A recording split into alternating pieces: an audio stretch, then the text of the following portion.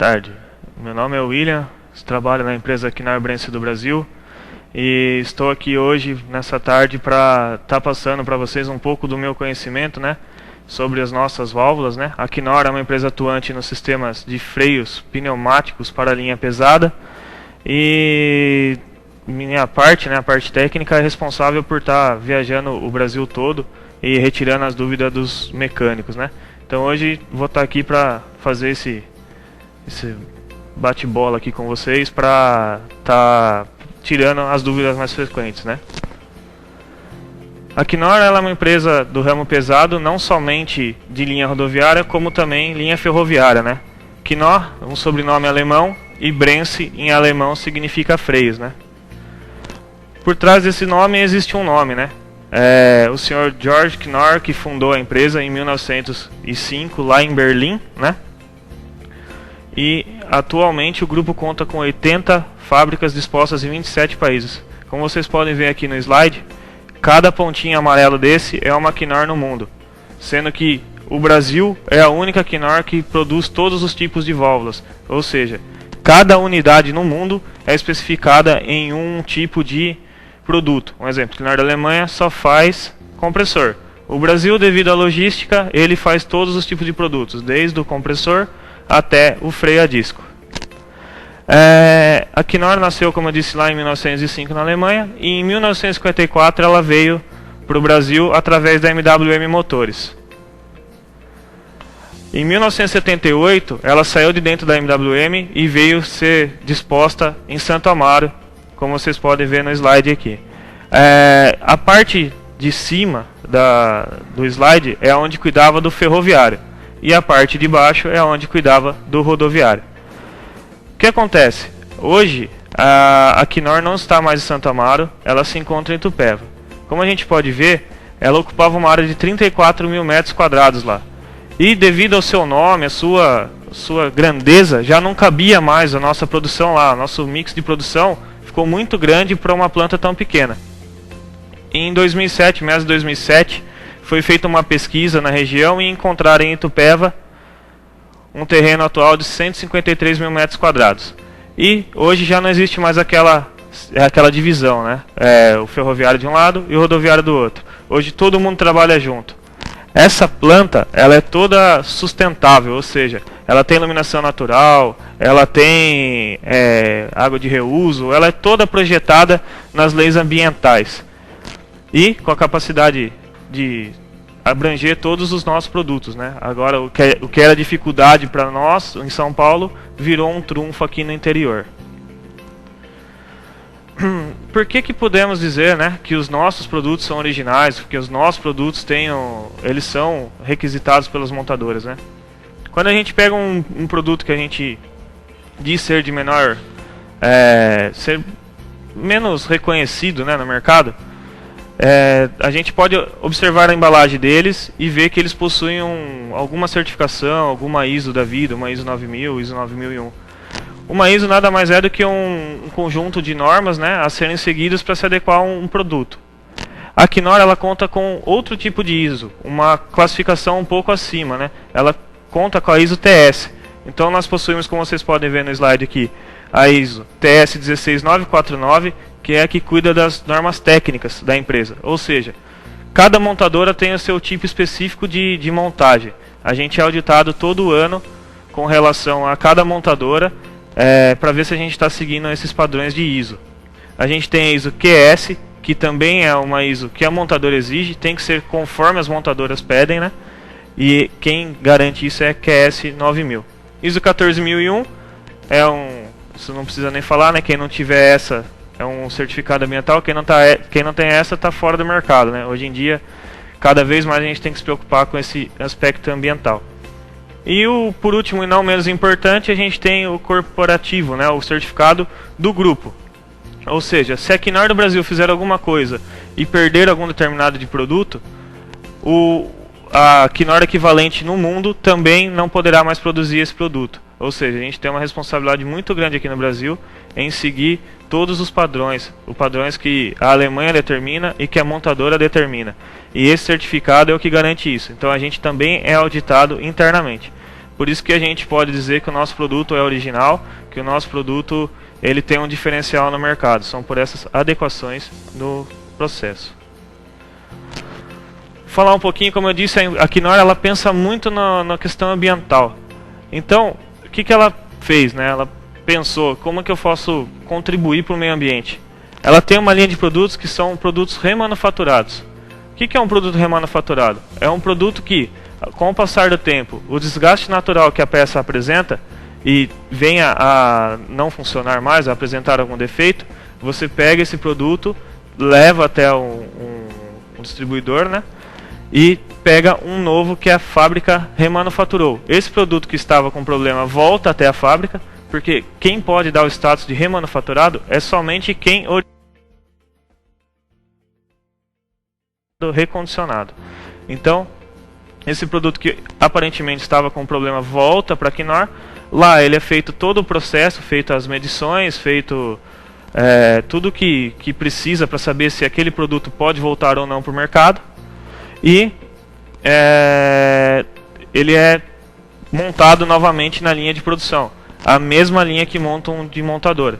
Então o produto remanufaturado ele passa na mesma linha que monta de montadora. Aquele produto que sai novo e vai para reposição e vai para a montadora, o remanufaturado também passa nessa mesma linha. E a gente costuma dizer que como ele é remanufaturado de fábrica, ele tem que ter um atrativo. Ele é um pouco mais barato do que um produto comum e ele possui até 1 ano de garantia. Isso é determinado pelo distribuidor, né? Tem alguns que giram entre 6 meses e outros 1 ano. Então só falar um pouquinho, como vocês acompanham aqui no slide, do ciclo de vida de uma peça. Então, primeiro passo, fabricação da peça. Segundo, a peça original é usada no veículo. O veículo passa por manutenções periódicas. A peça tem um desgaste natural. A peça desgastada é substituída. E aí entra o ciclo de vida do remano. A peça com desgaste volta para o fabricante. O fabricante faz a limpeza e inspeção de todas as partes da peça com desgaste. O fabricante realiza a recuperação das partes defeituosas da peça e as substitui por partes novas. A peça é remanufaturada e o fabricante realiza testes na peça remanufaturada. A peça remanufaturada volta para o mercado com garantia e originalidade de procedência. Isso faz com que o nosso produto ele saia com um preço, um valor agregado um pouco menor e com a garantia de fábrica, fazendo com que tenha a originalidade conservada na peça. Quando a gente fala de sistema de freio, é muito importante a gente manter a originalidade, manter os padrões originais da peça, pois o freio não funciona como uma peça, ele funciona com um conjunto de peças que atuam, né, fazem com que ele trabalhe com perfeição e segurança. Então aqui um pouquinho, acompanhando no slide, um pouco das vantagens, né, da diferença do remanufaturado para o recondicionado.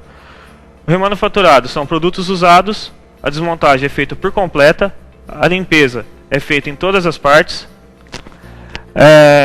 o recondicionamento das partes são por peças novas, ou seja, aquelas peças que não dão para utilizar mais, são colocadas peças novas no lugar. É feita a remontagem do produto com as peças novas, né, e o produto sai remanufaturado. Isso é um processo industrial, restauração geral como um novo. O cliente recebe um produto anônimo, ou seja, você entregou o seu lá que já não estava mais em condição, você não vai pegar o seu de volta. Você vai pegar o de alguém que já também não utilizou mais e já passou por uma remontagem. E sempre vai estar com o produto atualizado.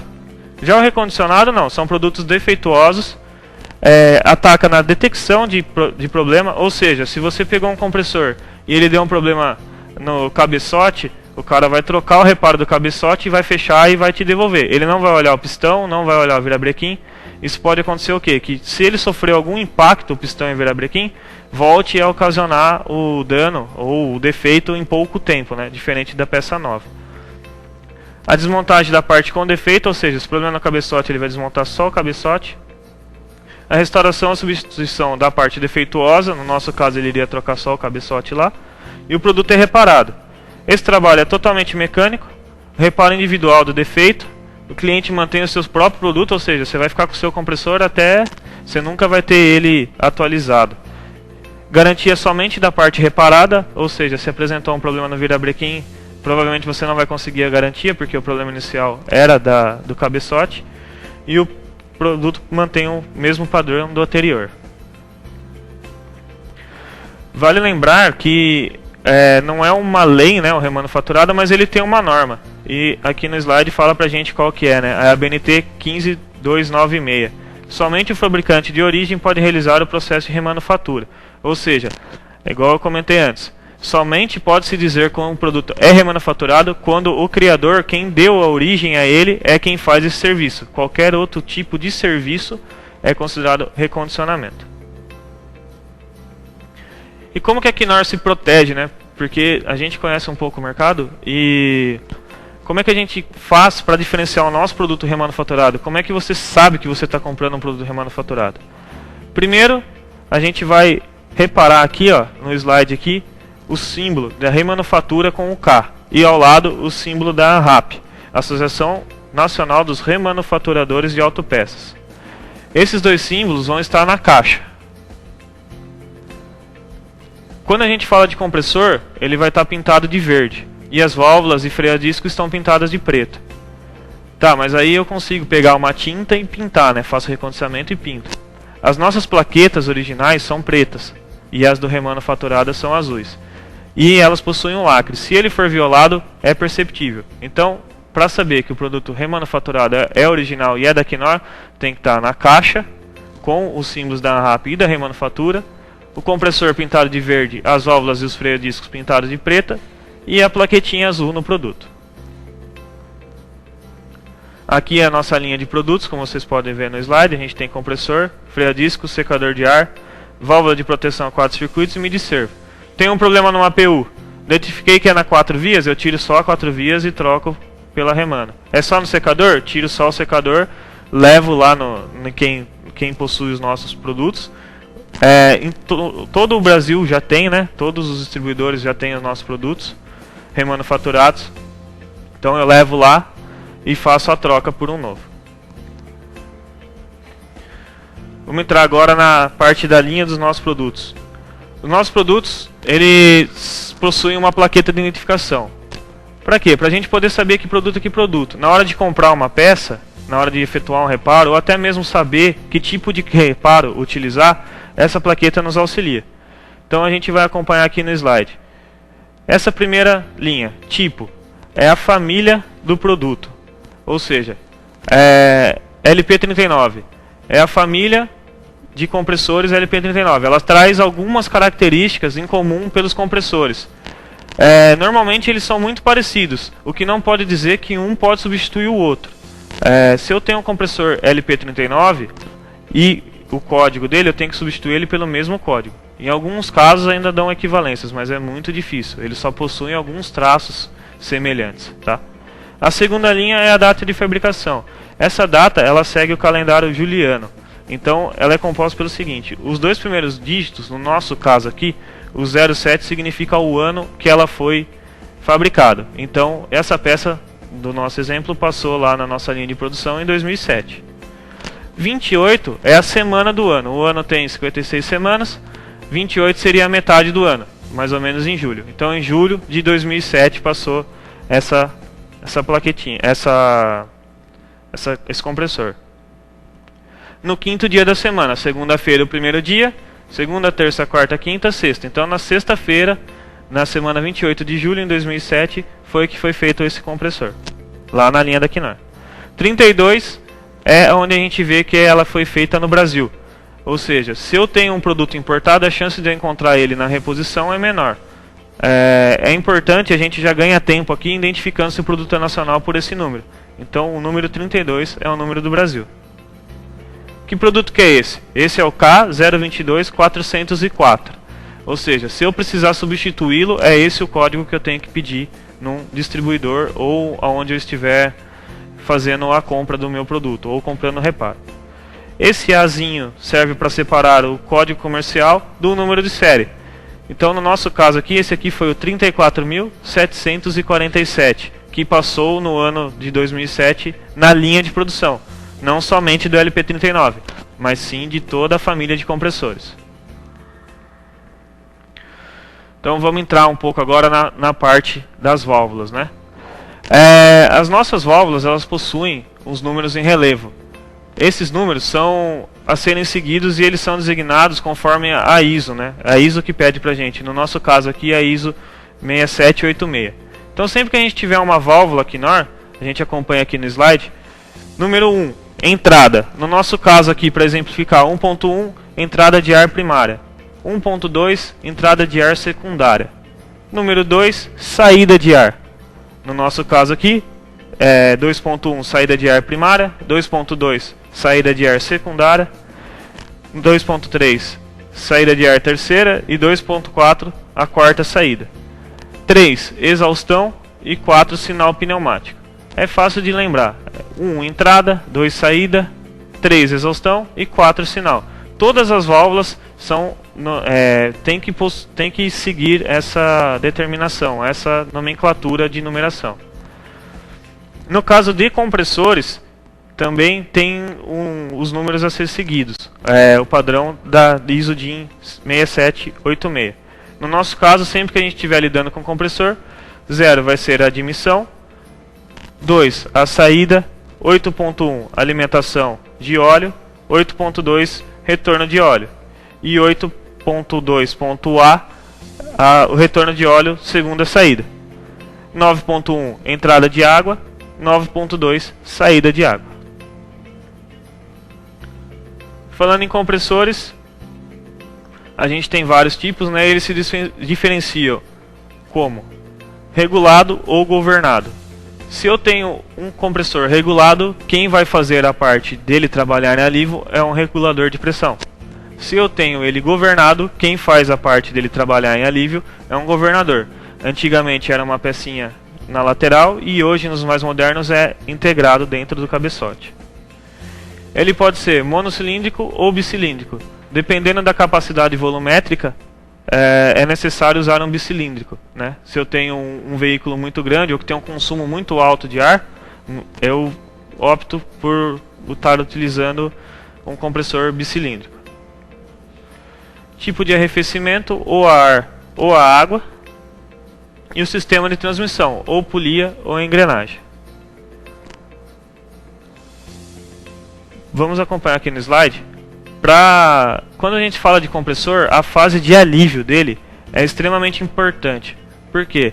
O compressor que trabalha 100% do tempo, ele acaba não trabalhando em alívio. E isso faz com que ele sofra um superaquecimento. É a mesma coisa que a gente pegar e trabalhar uma semana direto, sem parar para comer, sem parar para dormir, a gente também não vai conseguir. Com o compressor não é diferente. Aqui no slide a gente acompanha o governador, né? Como eu disse antes, no nosso caso aqui, a parte de cima simula ele com a peça ao lado, né? Com o sistema de governador ao lado dele, externo. E embaixo a gente vê que é as lamelas que fazem, né? É o sistema integrado. Quando o circuito está todo carregado, no sistema de baixo aqui, essa lamela ela abre e faz com que não haja compressão. Então o compressor ele não está sofrendo resistência.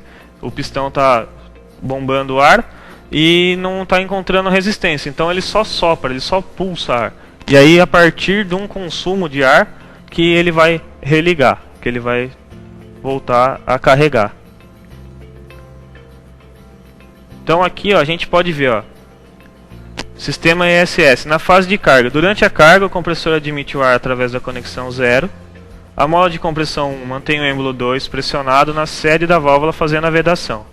Ou seja, quando eu estou carregando, o êmbolo está com menos pressão. Então ele não tem uma pressão suficiente para empurrar esse êmbolo.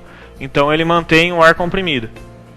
Quando ele está em alívio, durante a fase de descarga, o compressor admite o ar da conexão 0. A conexão 4 recebe um sinal pneumático que atua embaixo do êmbolo.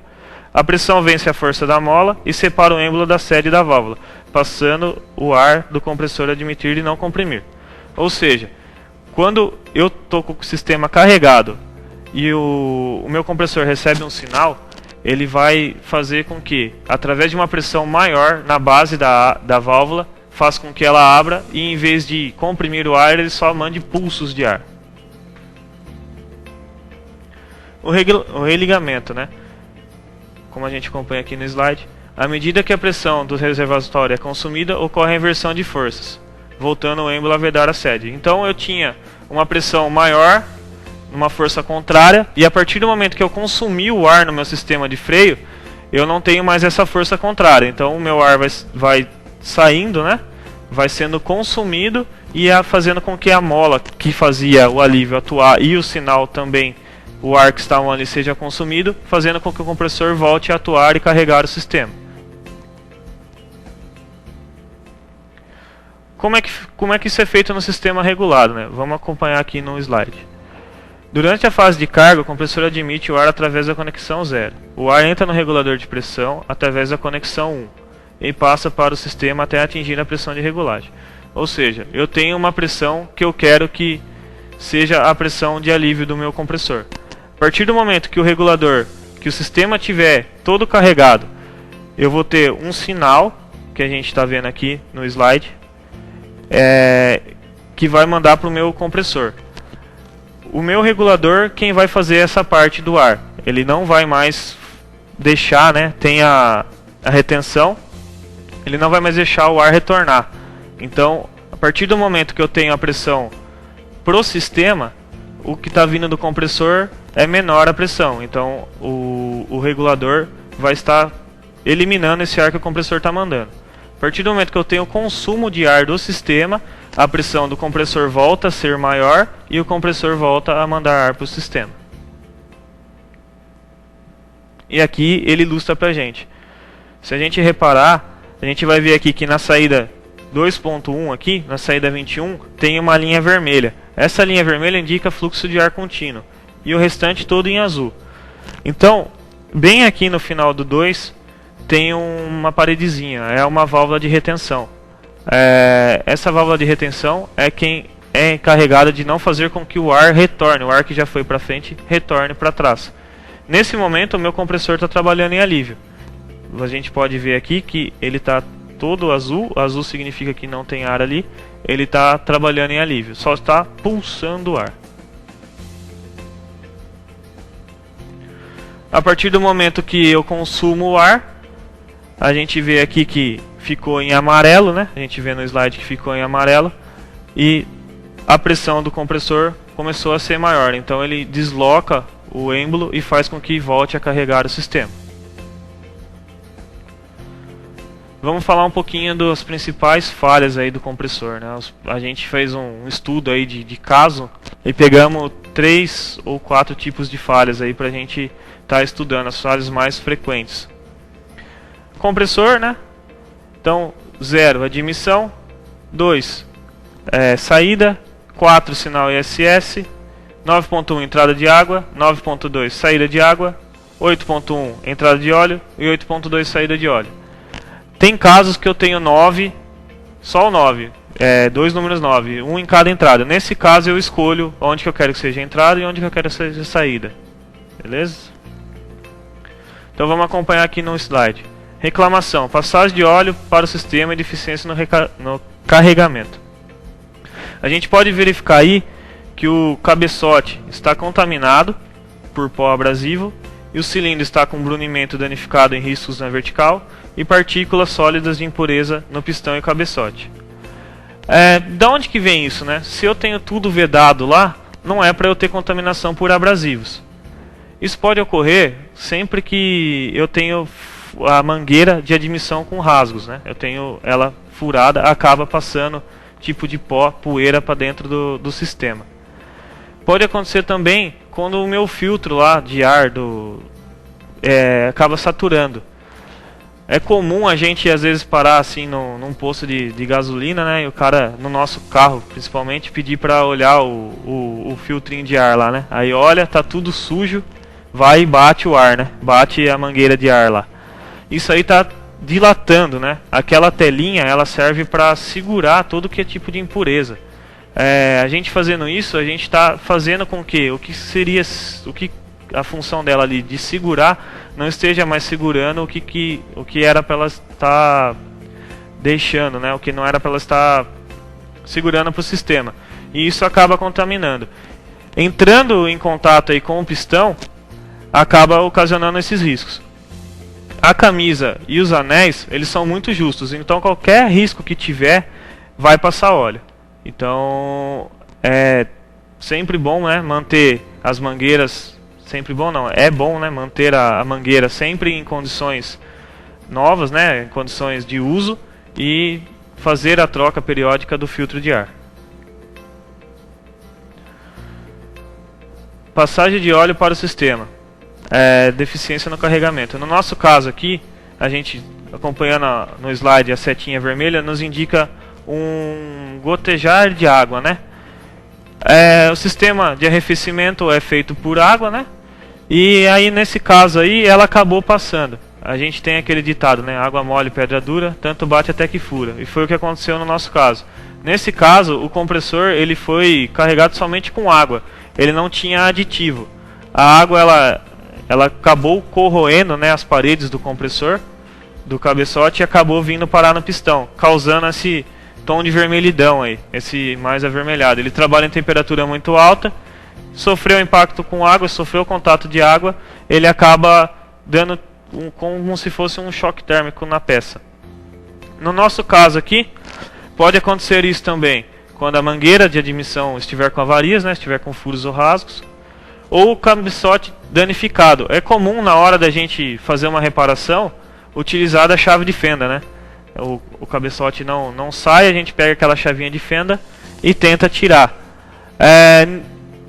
90% dos casos acaba dando certo, mas acaba que se eu acabei danificando ou não percebi que eu acabei fazendo uma fissura, a água vai passar por ali e vai acabar contaminando, né? Vai acabar indo para o cabeçote, vai acabar indo lá para o pistão. Então muito cuidado ao manejar objetos pontiagudos para desmontagem ou na montagem, né, do compressor. Ou as juntas de vedações não estão fazendo o papel dela ali, né? O que a gente dá como dica? Nunca limpar a tubulação de admissão com jatos de águas, não manipular o cabeçote com objeto pontiagudo, e sempre utilizar aditivos no líquido de refrigeração homologados pelo fabricante do motor. Ou seja, vou colocar aditivo, quanto? Bom, você tem que ver no manual o quanto que o fabricante está pedindo para utilizar. Posso colocar só aditivo? Também não. O aditivo ele serve para controlar o pH da água. Então eu tenho que usar a quantidade e a marca que o fabricante determina. Aqui a gente tem um caso clássico de compressor que não trabalhou em alívio. Ele trabalhou o tempo todo atuante. Ele não parou, ele sempre mandou ar. Isso aí pode acontecer por quais motivos? Ou ele está superdimensionado, ou seja, eu tenho lá um compressor pequeno, né, capacidade volumétrica pequena, e aí eu decido colocar tudo quanto é acessório no meu caminhão. Coloco rodoar, mangueira ar, buzina ar. Um arzinho ali para limpar a cabine, e isso faz com que o meu compressor trabalhe sempre continuamente e ele não tenha a fase de alívio dele. Outra coisa que pode acontecer, esse compressor já passou tanto por reparação que ele já não tem mais aquela propriedade, ele já sofreu os desgastes naturais dele, então ele está com vazamento, ele não está 100% mandando ar para o sistema, ele está tendo alguma perda de ar. Ou também o sistema pode estar com algum tipo de avaria, né? Pode estar ocorrendo alguma fuga de ar aí pelo caminho. Nesse caso aqui, a gente encontrou essa junta líquida, né, conhecida como silicone, no furo de lubrificação do virabrequim. É comum que se use silicone. Só que o que acontece? Para fixar o anel O-ring, né? Como a gente pode ver no slide aqui, a setinha de cima nos mostra esse anel O-ring que a gente normalmente para fixar acaba utilizando um silicone aí. Só que no fixar, né, esse silicone acaba escorrendo e aí ele vai acabando parar no anel do virabrequim aí. Esse canal ele serve para passagem de óleo, para lubrificação do sistema. Ele obstruído, ele não vai lubrificar, ele vai girar, vai gerar atrito e vai causar o que a gente chama aí de calço mecânico, ou seja, ele vai quebrar de dentro para fora, ele vai acabar danificando o seu compressor e 99% dos casos vai perder a peça inteira. Então a gente recomenda que não se deve utilizar junta líquida na aplicação de reparo dos compressores. Desmontei o compressor, a gente pode olhar aqui, né, no slide, os torques, né, o torqueamento a ser utilizado na remontagem. Então aqui no cabeçote a gente usa de 30 a 33 newtons. No suporte da bomba a gente usa 24 newtons. E sempre, como a gente pode ver aqui no canto esquerdo, fazer esse torqueamento em forma de cruz. Ou seja, começar pelos meios, ir para uma extremidade, voltar pela extremidade contrária e na mesma forma os outros dois que sobraram. Por quê? Se eu fixar as pontas e depois o meio, pode ser que eu tenha a não fixação completa, né? Pode ser que eu venha a estar envergando ou não estar vedando 100% a área, né? E na montagem dos pistões, né? Os anéis eles têm que estar montados 120 graus contrapostos. Ou seja, eles nunca podem estar alinhados. Se eu deixar os anéis alinhados, vai ter passagem de óleo. E nessa passagem de óleo é prejudicial ao nosso sistema.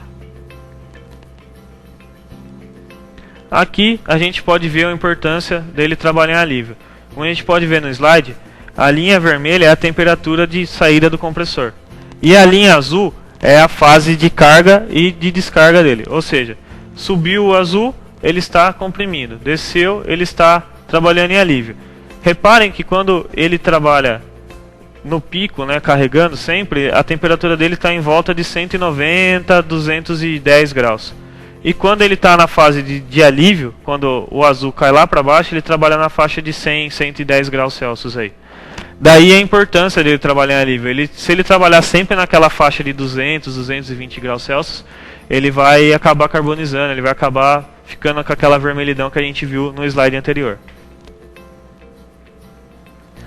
Regulador de pressão. Ela é a válvula encarregada, como o nome já diz, por regular a pressão, né? E também por fazer a parte do alívio do compressor. É uma válvula e a válvula tem que ser seguida aquele padrão da ISO que a gente viu lá atrás. 1 admissão, 2.1 saída de ar primária, 2.2 saída de ar secundária, 2.3/4 saída e sinal, e o 3 exaustão. No nosso caso aqui, a gente vê no slide que essa peça já foi contaminada por óleo. No nosso caso, a gente vai fazer a limpeza, né? Efetuar a troca dos reparos, deixar ela em condições de uso e, importante, esse carvão, essa carbonização chegou de algum lugar, provavelmente do compressor. Então eu tenho que, se eu peguei uma carbonização na reguladora de pressão, eu preciso olhar o meu compressor. Só o compressor? Não, eu preciso olhar também a serpentina, né? O caminho que ela percorre. É preciso efetuar a troca, né, da serpentina também. Por quê? Por mais que eu limpe, fica um pouco de sujeira nas paredes da serpentina. E o ar ele não vem 100% liso, ele vem pulsado. Então nesses pulsos de ar, acaba com que o que tenha de vestígios de impureza acabam vindo e contaminando as válvulas. Como eu disse, o freio ele atua de uma forma 100% segura desde que todos os componentes estejam no seu funcionamento. É preciso sempre manter o sistema limpo e sempre adequado, sempre na maior parte ou 100% original, tá? Aqui a gente tem o demonstrativo de como que é feito aqui o sistema.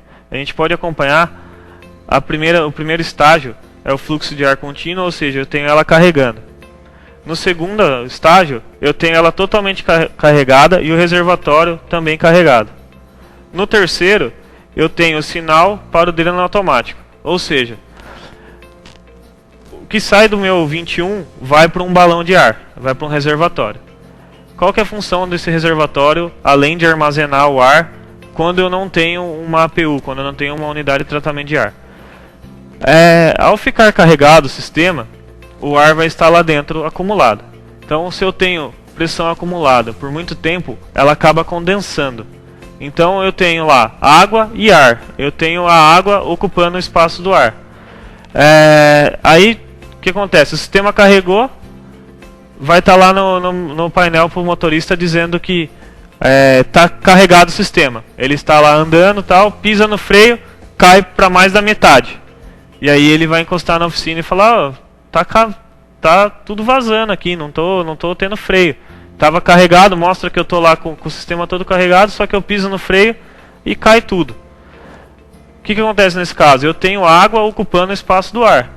Eu tô lá mostrando que eu tenho um tanto de ar, mas na verdade eu tenho água. No nosso caso aqui, a 3, né, a figura 3, ela mostra esse sinal mandando para o dreno automático do balão. Ou seja, quando ela recebe esse sinal, ele faz a drenagem da água que está lá no reservatório. E o quarto sinal, como eu já expliquei anteriormente, é o alívio atuando. Então eu tenho aqui, como eu disse em vermelho, o fluxo de ar contínuo. E eu tenho a saída aqui, a setinha vermelha, dizendo por onde que esse ar está saindo. O que já foi aqui no 21 já está lá na frente, não volta. E o ar que está vindo do compressor está saindo pela exaustão aqui, ao lado da exaustão. Quando eu não tenho balão, eu tenho uma APU, né? E aí a APU ela já vem com um filtro secador. Esse filtro secador, como a gente pode ver aqui no slide, essa parte mais escura em cima do secador, é ela que é encarregado por retirar a impureza, né? Por retirar tudo que é umidade do ar, né? O mais novo modelo da Knorr, ela, além de tirar a umidade, ela separa o óleo e separa o carvão. Ou seja, fazendo com que o ar vá mais puro ainda. Como é que é feito isso? Eu tenho a saída do ar, né, do compressor, e entra no secador. O ar entra, passa pelo filtro secador e é retirada todas as impurezas. A partir do momento que eu tenho o sistema todo carregado, esse secador ele recebe um sinal e faz o fluxo contrário, ou seja, ele manda o ar que foi para o reservatório regenerativo, manda no fluxo contrário, efetuando a limpeza dele. Ou seja, a exaustão dele vai sair tudo que é impureza que ele reteve. É uma válvula, ele tem uma nomenclatura a ser seguida, né, os números a serem seguidos. Então, entrada e admissão, ou seja, o que vem do compressor lá, do 2 do compressor, vai entrar no 1 do secador. 2.1, saída de ar primária, né? Ou seja, o que vai mandar lá para a nossa 4 circuitos. O 2.2, saída de ar secundário, o que vai mandar para o reservatório regenerativo, que vai fazer a limpeza, né? O ar que foi para o regenerativo é um ar limpo, é um ar que já foi tratado. Ou seja, a hora que ele volta, ele é um ar limpo que está fazendo a limpeza. 2.3/4 é o sinal, é o que vai mandar para o compressor lá trabalhar em alívio. E o 3, exaustão. No nosso caso aqui a gente pegou um exemplo, né, de um filtro que já está saturado, né. Aí aqui a gente costuma fazer a seguinte pergunta, né, e em 90% dos casos as pessoas acabam respondendo a resposta errada, né. A gente sempre pergunta aqui, para vocês, no ar, foi bom, o ar que foi para o sistema foi bom ou foi ruim, vendo essas 3 fotos? E a resposta é sempre que o ar foi ruim. No nosso caso aqui, é que como é uma foto a gente não consegue identificar, mas essa parte central estava seca, ou seja, o filtro fez a função dele, ele segurou tudo que era umidade e tudo que era carvão. O ar que foi para o sistema, ele foi bom, não foi um ar contaminado. Porém, essas fotos não estão aqui à toa. Chegou nessa situação, tem que ser efetuada a troca. Tem que ser feita a troca. O seu compressor já virou, não é nem mais um compressor de ar, já virou um compressor de óleo, né? Tem que se olhar todo o sistema e olhar o filtro. Também tem que ser feito a troca.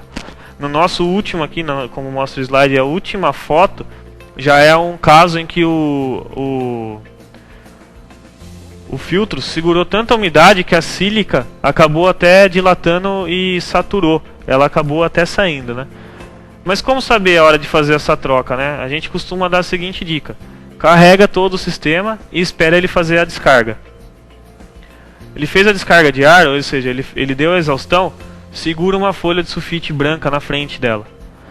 Se ao final dessa descarga a folha sair branquinha, sem nada, sem sujeira nenhuma, significa que seu filtro já está na hora de ser trocado. Porque toda sujeira que era para ele estar segurando, ele não está mais segurando. Na hora da descarga, ele é feita essa descarga para tirar toda a impureza que está lá retida na sílica, né? Ou no coalescente dele. Se está saindo branca a sua folha, significa que ele não está segurando mais nada, já está indo para frente. Se saíram respingos de óleo, significa que o seu filtro ainda está em condições de uso e está atuando perfeitamente. Afinal, é para isso que ele está lá, né? E se ele sair todo cheio de óleo, toda molhada, significa que ele está segurando, mas já está na hora de você trocar, porque já está passando muito óleo. E fez essa troca, olhar para trás, olhar a serpentina e olhar o compressor. Quanto mais para frente a gente for passando os slides e vendo que tem contaminação por óleo, digamos assim, é um pouco pior o prejuízo. Você tem que olhar todo o sistema para trás, porque provavelmente a chance de as válvulas estarem contaminadas é muito grande. Aqui eu tenho o funcional dele, né? A gente pode acompanhar aqui no slide. O primeiro estágio é o fluxo de ar contínuo para 4 circuitos e para o regenerativo. Então eu tenho aqui na entrada número 1 a entrada do ar que está vindo do compressor. No 21 eu estou alimentando a minha 4 circuitos e o 22 eu estou alimentando o meu balão. A segunda foto me mostra o reservatório ou o sistema carregado como um todo. Então, inclusive o regenerativo. E a terceira me mostra o sistema de regenerativo aberto, ou seja, eu tenho todo o sistema carregado e aí ele entende que está na hora dele fazer a limpeza. E também eu tenho o 4.2 ali, 4.23, mandando o sinal para o compressor trabalhar em alívio. Na figura abaixo aqui, né, a gente pode ver o fluxo de ar aqui do compressor. Então ele entra aqui pelas laterais, sobe e passa pelo meio aqui, pela sílica, né, fazendo a limpeza.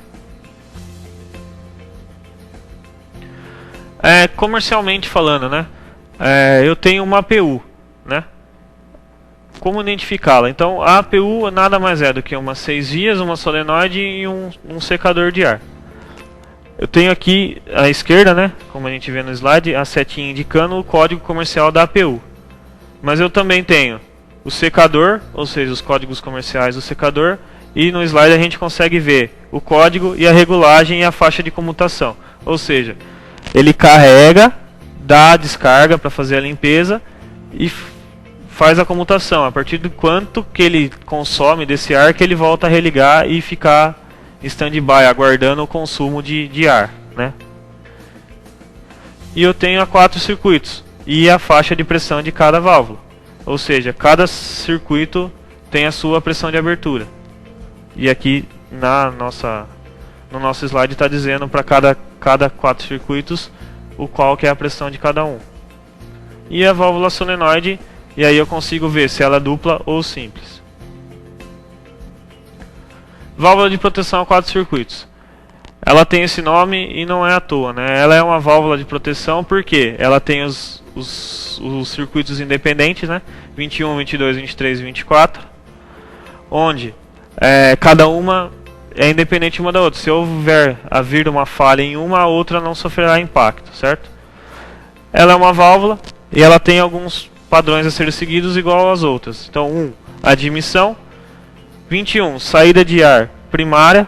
22, saída de ar secundária. 21, sempre freio traseiro. A gente entende que, se tratando de segurança, né, se tratando de sistema de freio pneumático, 21 sempre freio traseiro. A traseira sempre tem que frear primeiro do que a dianteira.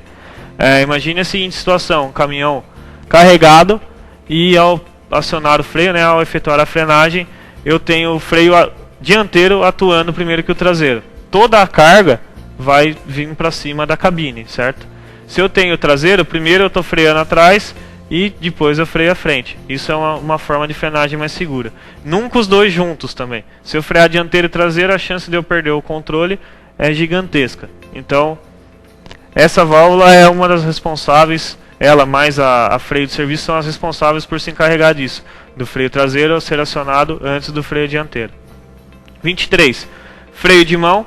E 24 acessórios. Isso para 4 vias. O nosso modelo aqui no slide é uma 6 vias. Essa já é uma APU, a E45, já é um pouco mais moderna. A gente tem a E48, que a gente chama de global, que é a mais moderna. Ainda tem mais 2 auxiliares. No nosso caso tem a 25 e a 26. A 25 auxilia a 23 e a 26 auxilia a 24. Para que essas duas entradas a mais? Para a gente poder fazer a ligação de mais acessórios, né? Antigamente como é que era feito? Eu precisava ligar qualquer tipo de acessório, eu pegava de uma linha, ou 21, ou 22, ou 23, ou 24 e aumentava os números de T no sistema. Isso faz com que, eu aumentando o número de T's, eu tenho maior chance de que isso venha a ser corrompido, venha a sofrer algum tipo de avaria e venha ocasionar a perda de ar, tá? Então aqui, como a gente vê no slide, né, a gente tem aqui o filtro, o refil secador, né, e aí o 21 saindo para um balão de serviço traseiro, o 22 saindo para o dianteiro e o 23 saindo para a linha de emergência, né. A linha 23 sempre a linha de emergência, a linha onde eu uso para estacionar o veículo, e o 24 saindo por um acessório, no nosso caso aqui um freio motor. Então eu tenho que seguir uma série de coisas, né, com a 4 circuitos. Eu tenho que obedecer uma pressão de abertura dela. Por que eu preciso de uma pressão de abertura? Vamos imaginar o seguinte cenário. Eu nunca posso ter o meu veículo liberado, não posso ter ele liberado freio de mão sem ter freio no pé. Ou seja, primeiro eu tenho que dimensionar a minha 4 circuitos, que abra o circuito 21 traseiro, depois o 22, depois o 23 e depois o 24. Vamos imaginar a seguinte situação. Eu estou lá com o veículo numa subida. Parei ele, estacionei. A hora que eu vou sair, carrego, ligo ele liberou o freio de mão, mas eu ainda não tenho freio suficiente no pé. Ligo ele e saio. Nesse momento tem alguém passa, ou um cachorro passa na minha frente. Eu preciso pisar no pé. Eu não vou ter freio suficiente para parar o veículo. O reflexo natural é puxar o freio de mão. E no que eu puxo do freio de mão, a mola vai descomprimir numa velocidade maior, né, numa força maior do que o normal, e pode vir a ocasionar danos, né? Vai arrastar, ou posso vir a estourar todo o sistema, né? Pode comprometer o sistema inteiro. Então, para isso não acontecer, a gente faz com que sempre o ar vá primeiro para 21, depois para 22, depois para 23 e 24.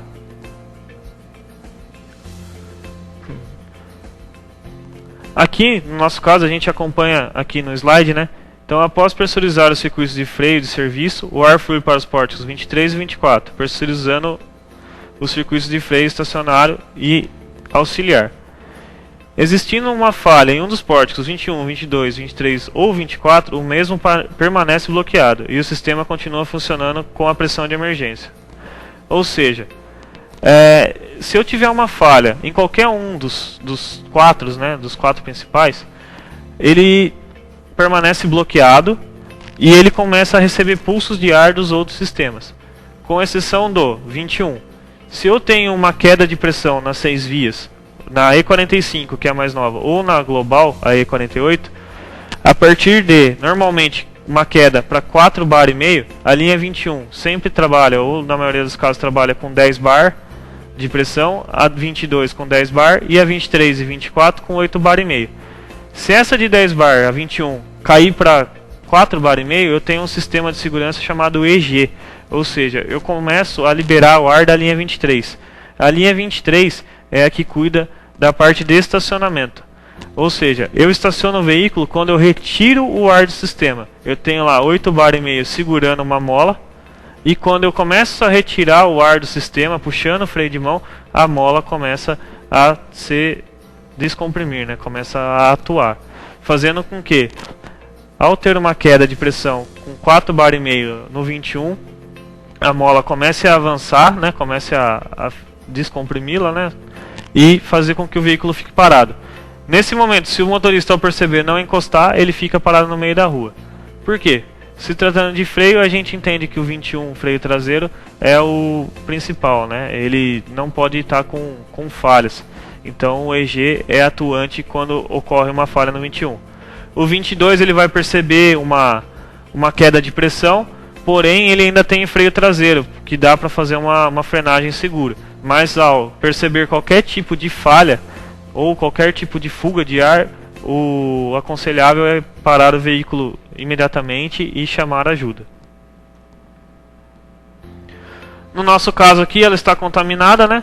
Essa contaminação já passou lá pelo nosso refil, né? Ele já não está mais segurando. Então a gente tem que fazer a troca dos reparos, efetuar a limpeza muito bem feita e olhar para trás, olhar o nosso refil secador e olhar lá a nossa serpentina e o compressor. Aqui a gente pode acompanhar no slide o sistema pneumático por um todo. Então a gente já falou aqui da figura número 1, que é o compressor, e a número 2, que é a APU.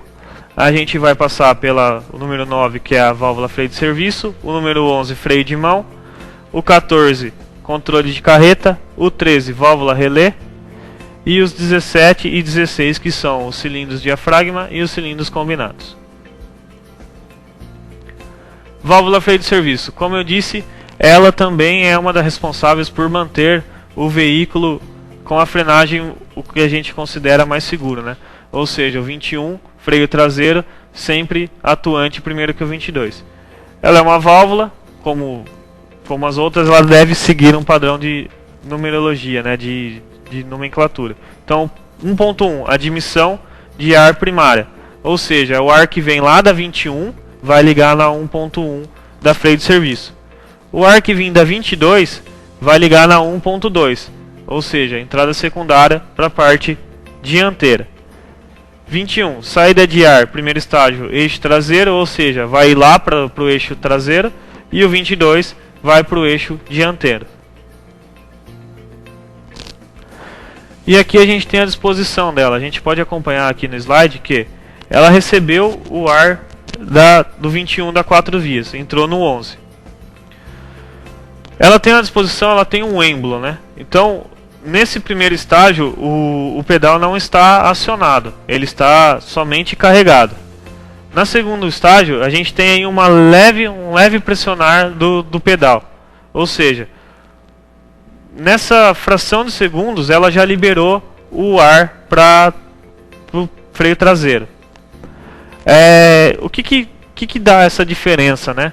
Ela possui uma mola, se a gente observar, acima do número 21 aí, entre os pontinhos, tem um desenho de uma mola. Essa dureza dessa mola que faz com que a sensibilidade seja maior ou menor na resposta da frenagem. Ou seja, essa mola quem garante aí que o 21 seja atuante antes do 22. E pode ser alguma, eu posso substituir essa mola por uma dureza maior ou por um material mais rígido. Por quê? Eu posso estar impactando no funcional da peça, na originalidade da peça. Eu posso estar fazendo com que ela não freie mais primeiro a traseira e depois a dianteira, e sim os dois juntos. A chance de eu ter uma perda de controle, de eu perder a estabilidade do carro é imensa. No segundo estágio aqui, na terceira foto, a gente já vê ele pressionado um pouco mais e fazendo com que o ar já saia para os dois circuitos. Já estou atuando aí freio traseiro e freio dianteiro. E aqui a gente vê a contaminação. Essa válvula aí foi contaminada por óleo também, por carvão, né, que a gente chama.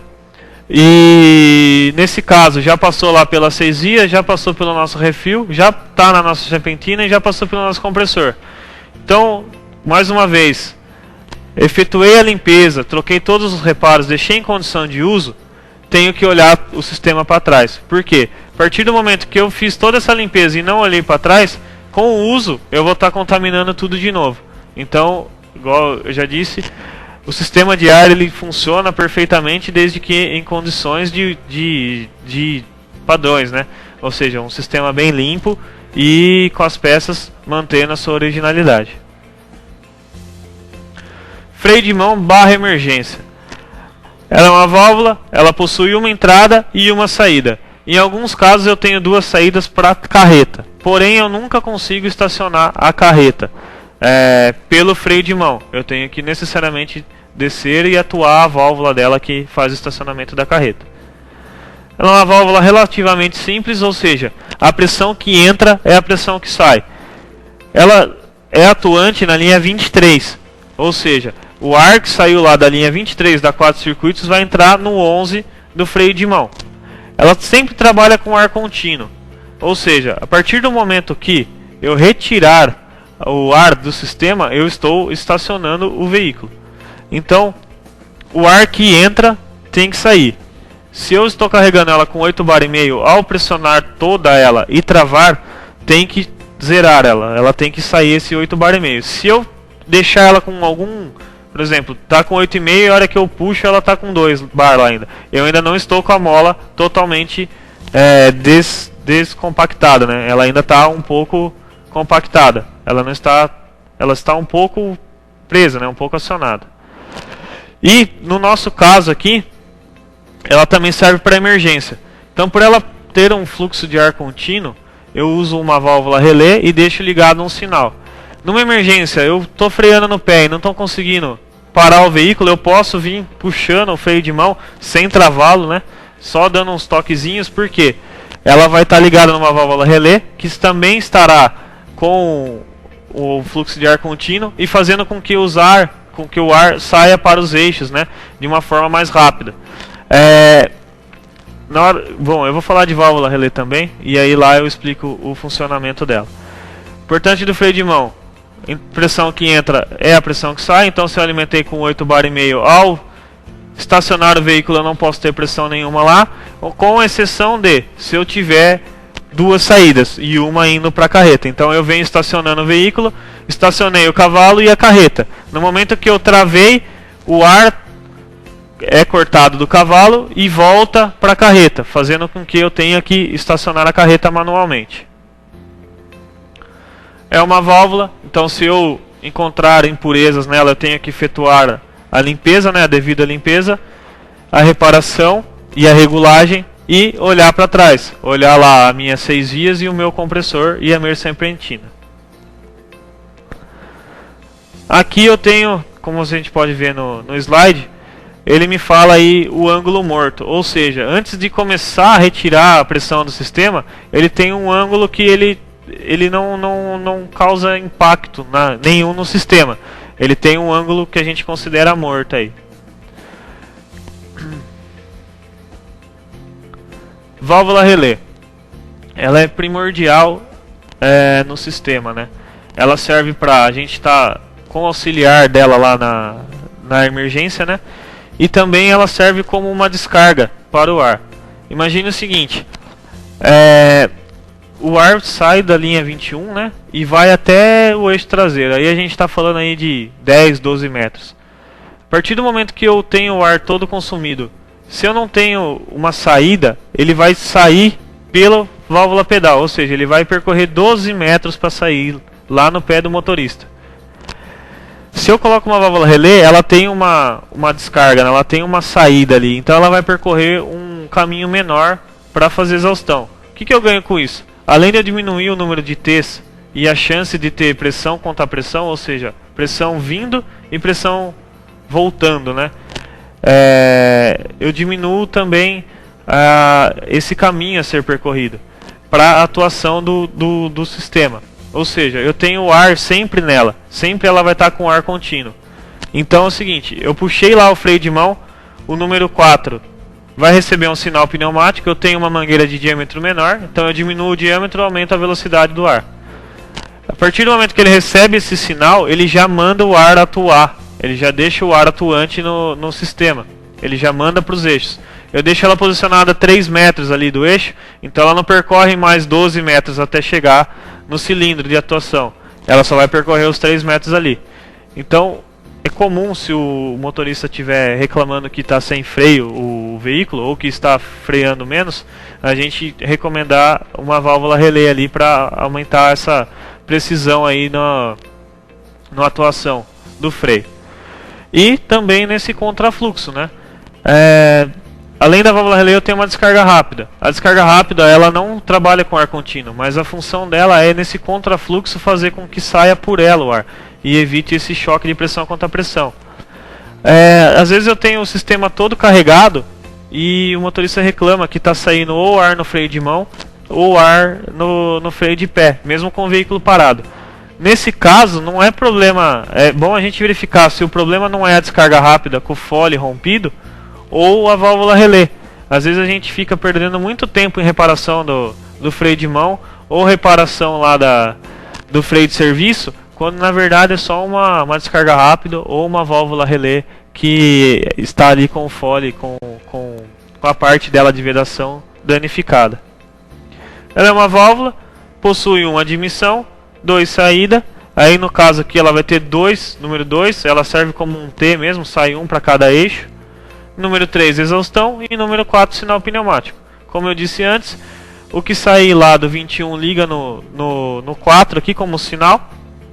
E ao atuar o freio de mão, por elas ter carregado o 100% do tempo com ar, ela manda o ar de uma forma mais rápida para atuar a frenagem, para fazer a frenagem. Aqui eu tenho, como a gente pode ver no slide, eu tenho aqui o explicativo do que eu acabei de dizer, né? Então eu tenho a entrada do ar e ela totalmente carregada e ela atuante. A contaminação dela, por ela ficar muito próxima do eixo ali, é sempre por terra. Ela pode ser contaminada por carvão, só que lembra que eu disse que ela fica longe do sistema, ela fica próxima ao eixo. Se eu já cheguei na contaminação dela de carvão, o meu encanamento todo o meu sistema para trás vai estar contaminado também. E aí, quanto mais longe eu pegar carvão, quanto mais longe eu pegar óleo, maior é o meu prejuízo, maior é o meu estrago, né? Tenho que fazer a reparação de tudo para trás. As válvulas relés, o mais comum é a contaminação por terra. Então, no caso dela, é efetuar a limpeza também e fazer a troca, né, efetiva dos reparos. E eu tenho a descarga rápida. A descarga rápida, ela tem uma entrada e 2 saídas e uma exaustão. Para quê? Para o contrafluxo. Normalmente ela fica no eixo dianteiro. Por quê? Porque o eixo dianteiro eu não tenho a parte de emergência. Ou seja, eu estaciono somente as rodas de trás. A parte da frente eu não tenho o cilindro estacionário. Então normalmente eu utilizo a válvula de descarga rápida ali no sistema dianteiro ali para fazer o fluxo de ar contínuo, ou contrário. E aqui no slide a disposição dela. Então eu tenho uma entrada e 2 saídas, uma para cada eixo, e 3 exaustão. Na foto da direita a gente está vendo aqui um fluxo de ar contrário, ou seja, o folezinho dele está acionado, ou seja, o ar que foi ele não volta e vai sair pelo número 3, que é a exaustão da válvula. Aqui no nosso caso a gente já tem ela ilustrada aí com contaminação por óleo, né, por carvão. E aí é o que eu acabei de dizer, quanto mais longe eu pegar, maior o meu estrago. Eu tenho que efetuar a limpeza, fazer a troca dos reparos, né, originais. Só que eu tenho que olhar todo o meu sistema para trás. Tenho que olhar meu compressor, tenho que olhar minha serpentina, olhar meu refil secador, tenho que olhar a minha 4 vias, olhar os meus freios de serviço e meu freio de mão. E o encanamento. Não adianta eu efetuar a troca parcial, porque conforme o ar for sendo enviado para o sistema, ele vai estar contaminando o restante das válvulas. Aqui eu tenho o descritivo, né, o exemplo, né, no slide aqui a gente pode acompanhar o exemplo da utilização da descarga rápida. Então eu tenho aqui a figura 9, um freio de serviço, ele está ligado no 1, né, na alimentação da descarga rápida, e cada um dos números 2 aí está ligado na entrada 11 de cada cilindro combinado. A entrada 11 do cilindro combinado é a parte de serviço e a entrada 12 é a parte de emergência. Eu não tenho saída de ar no cilindro combinado. A única saída que eu tenho para um fluxo de ar contínuo é pela descarga rápida. E a gente tem aqui a número 11, uma válvula freio de mão, ligada com sinal no número 4 da uma válvula relé. E o número 2 ligado em cada entrada 12 do meu cilindro combinado. Ou seja, na hora da emergência eu posso pressionar, né, ou acionar o freio de mão, que ele vai mandar um sinal para minha válvula relé, que consequentemente vai mandar ar para cada parte, para cada cilindro, e fazer com que a mola atue, né, fazendo com que a haste acione o freio. Controle de carreta. Ela é uma válvula que serve para amplificar o sinal, né? Para amplificar a pressão para o eixo, para a carreta, né? Como o próprio nome dela já diz. É primordial que sempre se freie a traseira e depois a dianteira. Isso para a carreta também. Então o que acontece? Ela vai amplificar o sinal lá para o último eixo para que venha freando de trás para frente. Sempre. Ela é uma válvula. Ela tem, número 1, admissão. 2.1, saída de ar primária da linha vermelha. Nessa hora é a hora que sofre uma inversão. O 21 ele passa a ser a linha vermelha e o 22 passa a ser a linha de serviço. Ou seja, a linha de emergência atua com 8.5 bar, a linha 23. E a linha de serviço atua com 10. É comum a gente, como sempre vai falando 21, 21, 21 serviço, nessa hora ocorrer uma inversão. Caso ocorra a inversão, o veículo fica travado. E aí a gente acaba perdendo tempo achando que é um problema da válvula, quando na verdade ela só foi ligada errado. 4.1 é onde recebe o sinal pneumático da linha 21. 4.2 é onde eu recebo o sinal pneumático da linha 22. E 4.3 é onde eu recebo um sinal pneumático da linha 23. Recebendo esse sinal, ela, por estar com ar contínuo, ela vai mandar um sinal amplificado, fazendo com que primeiro eu freie os últimos eixos da carreta e assim vem até o primeiro eixo lá do cavalo. Ela é uma válvula um pouco complexa, como a gente pode ver no slide. Cada pontinho preto desse é um anel de vedação, mas ela não tem segredo para regulagem também. Ela é uma válvula até simples de se trabalhar. É difícil encontrá-la contaminada, tanto que a gente nem tem exemplo dela aqui contaminada, mas se acontecer dela estar contaminada, é só fazer o procedimento, fazer a limpeza e olhar todo o sistema para trás. Aqui a gente tem a disposição, né, o exemplo aqui no slide, a gente tem um exemplo de como ela está disposta. Então eu tenho aqui a figura 11, né, ligada no o 21 aqui saindo para o 43, o sinal. Eu tenho o 21 da figura 9 entrando no 41 da figura 14 e o 22 da figura 9 entrando no 42 da figura 14.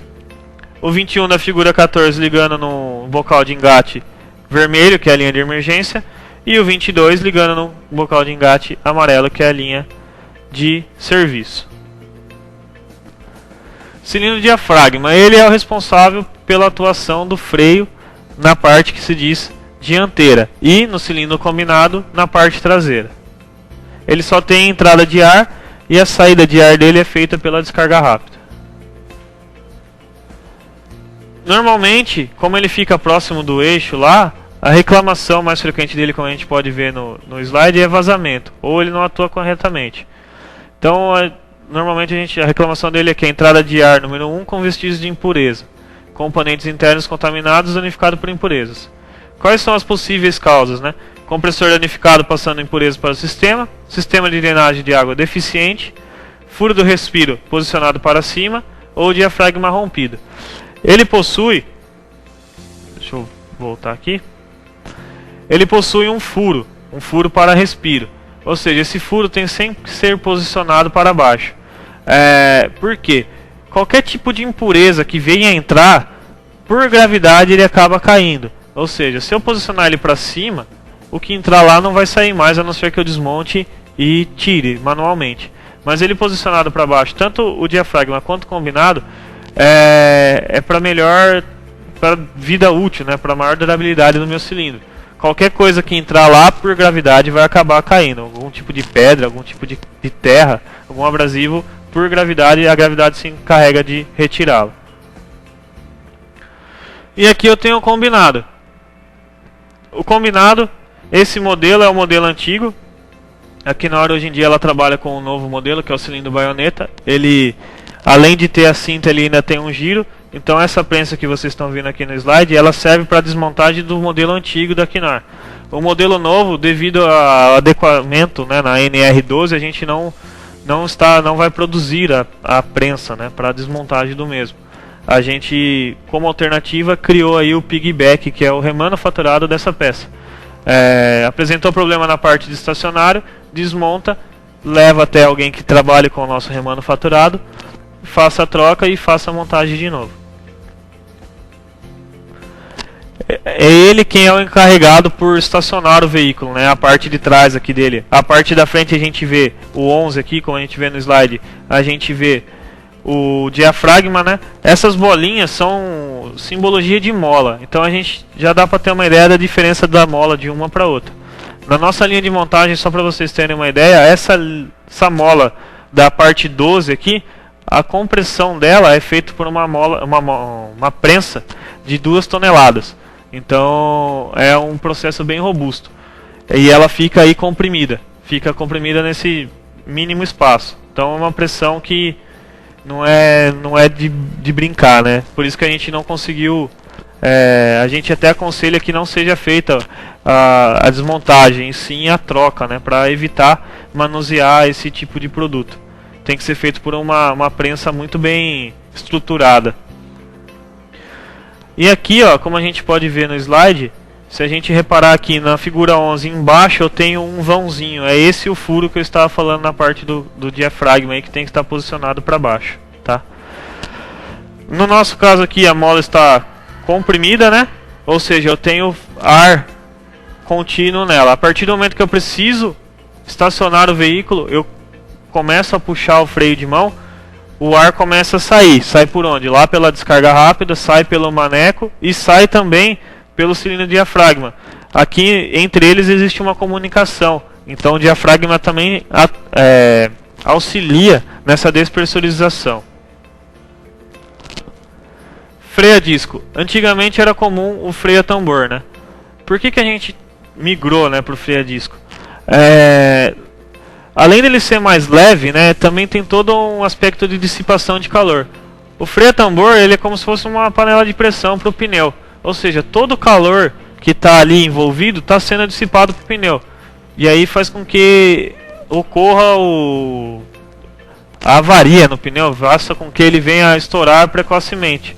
O freio a disco não, o freio a disco ele é todo desenhado para que o calor seja dissipado para a atmosfera. Eu tenho menos peso com o sistema de freio, eu também consigo agregar mais peso com carga, certo? As reclamações mais frequentes, né, do freio a disco são os travamentos, excesso de ruído, desgaste prematuro das pastilhas e não aciona corretamente. É importante dizer que a parte de ajuste manual, né, o ajuste de folga, né, entre a pastilha, não existe reparação, ou seja, aquela parte que cuida ali do avanço e recuo das sapatas, elas não são reparadas. Isso é feito por uma máquina, né? E a simetria é quase impossível de ser alcançada humanamente, né? A Knorr não desenvolve nem vai ter um reparo para fazer a substituição. No caso aqui de desgaste prematuro de pastilhas, a gente recomenda, né, que sempre se use a pastilha original Knorr-Bremse. Por quê? Ela possui um verniz, né? E além desse verniz, ela foi estudada, ela foi desenvolvida para estar atuante junto com o nosso freio a disco.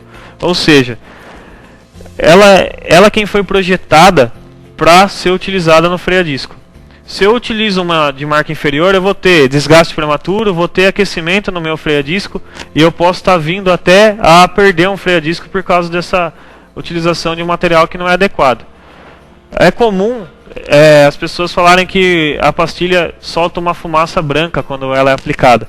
Essa fumaça é devida ao verniz que ela carrega nela. Esse verniz ele serve para refrigeração do disco e também para limpeza do mesmo. Então, de maneira alguma ele pode ser retirado. E ele foi desenvolvido para atuar nessa refrigeração mesmo, nesse arrefecimento. É comum a gente ver por aí as pessoas pedindo, né, se pode tirar, alegando que não dá aderência no disco. Mas isso foi estudado e é para manter o verniz que ele serve ali, ele está ali para preservar o seu freio a disco. Outros cuidados a serem tomados são os guarda-pós, como a gente pode ver no slide aqui. A gente tem até a descrição de um exemplo de um danificado, ou seja, ele acabou sendo rompido aí, né? que acontece? Aí é onde tem a comunicação com a parte de ajustador. Ou seja, se eu tenho avarias aí, eu estou contaminando o meu freio a disco na parte de dentro. Eu posso estar efetuando o travamento dele. E uma vez que ele travou, para eu destravar, é perigoso eu perder a pinça de freio. Cuidados a serem tomados. É sempre manter essa guarda-pó em condições. Sempre manter ele o mais original possível. Uma manutenção, né? Eu consigo ver se ele está na hora de trocar ou não só por propriedade de borracha. Eu apertando, se eu perceber que ele está esbranquecido, significa que ele já está um pouco na hora de... já está na propriedade da borracha, na hora de fazer a troca dele. Aqui, como o slide mostra, né? Ele fala aqui pra gente: falha e reclamação, travamento e não aciona corretamente. E aí a gente dá o diagnóstico: componentes internos contaminados, danificados por impurezas. Fusos fora de simetria, ou seja, pode acontecer de um fuso estar avançando não na mesma simetria do outro. Isso ocorre também quando a gente encontra alguém que recondiciona. A Knorr ela não recondiciona, ela só remanufatura.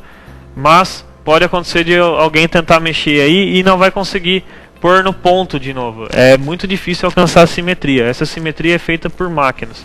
É quase humanamente impossível. Sapata de freios com avarias, ou seja, deformação.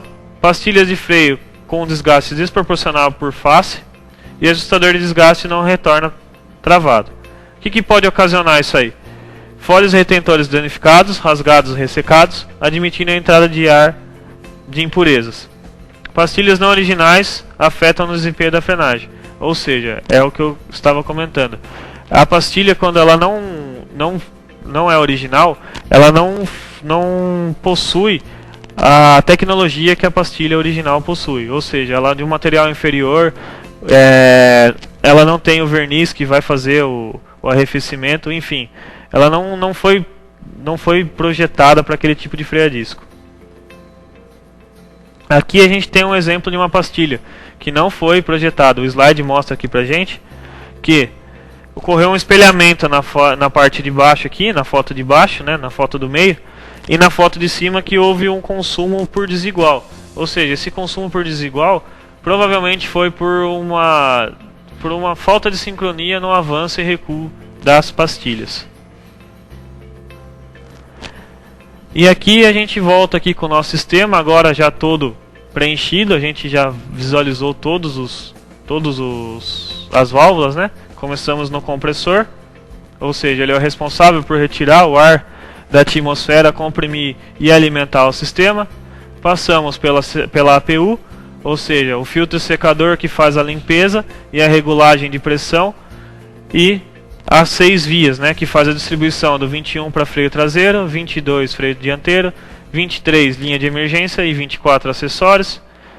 Passamos pela freio de serviço, que é a que faz a atuação da linha 21 e da 22, de acordo com a dureza da borracha lá. A gente viu que pode ser atuante, pode ser a sensibilidade, né, de atuação maior ou menor devido àquela sensibilidade da borracha.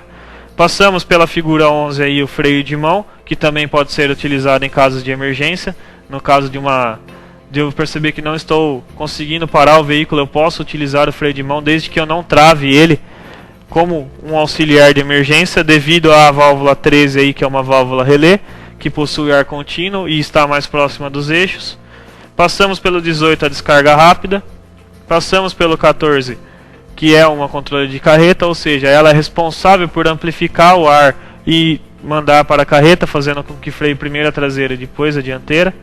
Passamos pela válvula 17 e 16. 16 cilindro combinado, e ele é combinado porque ele possui um diafragma e um estacionário, ou seja, sempre no eixo de trás, que é o eixo que estaciona o veículo. E passamos pela 17, que é um diafragma, que é o cilindro atuante na frenagem do veículo. Bom, espero ter ajudado vocês, né? Espero que esse vídeo possa ter esclarecido algum tipo de dúvidas. Precisando, a Knorr está sempre de portas abertas, né? Nós possuímos aqui um 0800, onde tipo de dúvidas ou algo que não ficou muito bem esclarecido pode ser retirado a qualquer momento. tiver uma dúvida, pode ligar nesse número. É a equipe técnica que fica lá, é responsável por atender. E uma boa tarde a todos.